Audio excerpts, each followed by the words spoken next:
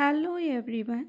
ఈరోజు మనం compound noun గురించి నేర్చుకుందాం.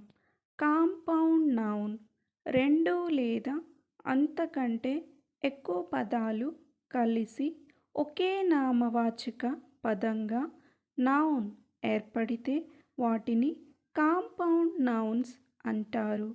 ఇవి సాధారణంగా మూడు రకాలుగా కనిపిస్తాయి. ఫస్ట్ వన్, క్లోజ్డ్ ఫామ్, కలిపి రాసిన రూపం. రెండు పదాలు కలిసిపోయి ఒకే పదంగా కనిపించటం. ఉదాహరణ toothpaste, table cloth. Second one, hyphenated form, హైఫన్తో రాసిన రూపం, మధ్యలో హైఫన్తో కలిపిన రూపం.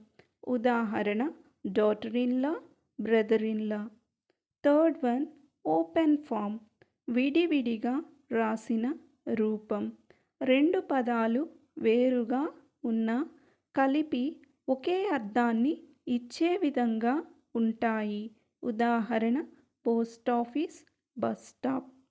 పైన పేర్కొన్న ఉదాహరణలను గమనిస్తే టూత్పేస్ట్, టేబుల్ క్లాత్ ఇవి క్లోజ్డ్ ఫామ్లో మనం చూడవచ్చు.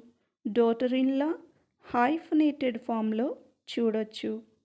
పోస్ట్ ఆఫీస్ ఓపెన్ ఫామ్లో ఉంటుంది.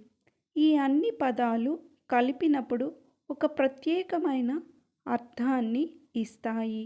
అందుకే ఇలాంటి పదాలను కాంపౌండ్ నౌన్స్ అంటారు.